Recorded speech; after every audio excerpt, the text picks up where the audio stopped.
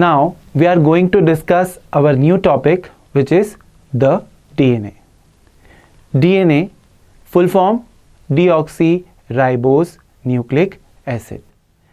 Nucleic acid एक ऐसा constituent है सेल का जो किसी भी ऑर्गेनिज्म की लाइफ में एक बहुत इंपॉर्टेंट रोल प्ले करता है, because the nucleic acid is the genetic material. अब हम लोग यहाँ पर डीएनए की बात करने वाले हैं. तो डीएनए जो होता है इसके बारे में कुछ हिस्टोरिकल इवेंट्स की बात कर लेते हैं. सबसे पहली चीज़ जो हम यहाँ पे देखेंगे कि डीएनए की डिस्कवरी किसने करी, तो डीएनए की डिस्कवरी की थी as a nuclein in the pus cell by Friedrich Miescher. इस चीज़ को हम लोग पहले भी डिस्कस कर चुके हैं.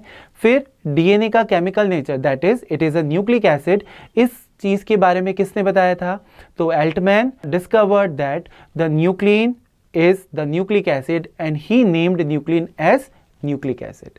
इसके बाद बहुत सारी ऐसी डिस्कवरीज होती गई जिसमें हमें ये पता लगा कि डीएनए जो है एक पॉलीन्यूक्लियोटाइड स्ट्रक्चर होती है. What is polynucleotide structure?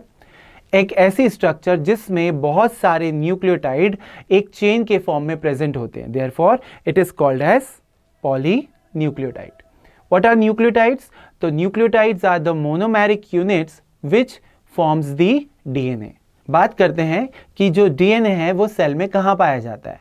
तो बेसिकली जो डीएनए है उसकी लोकेशन होती है in the nucleus. Therefore it is called as nucleic acid because it is found in the nucleus.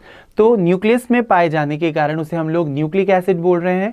लेकिन न्यूक्लियस के अलावा जो डीएनए है वो जो है एक्स्ट्रा न्यूक्लियर पोर्शंस में भी पाया जाता है. तो न्यूक्लियस की दो पोजिशन हो जाती है.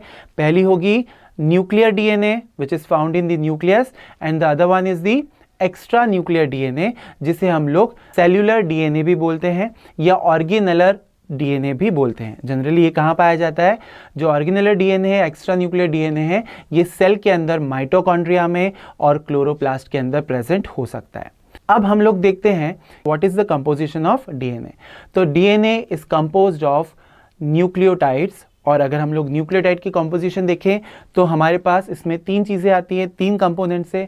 पहला कंपोनेंट होगा हमारे पास एक पेंटोज शुगर, दूसरा होगा नाइट्रोजनस बेसिस और तीसरा होगा फॉस्फोरिक एसिड और फॉस्फेट ग्रुप. सबसे पहले हम लोग देखेंगे कि पेंटोज शुगर्स क्या होती हैं.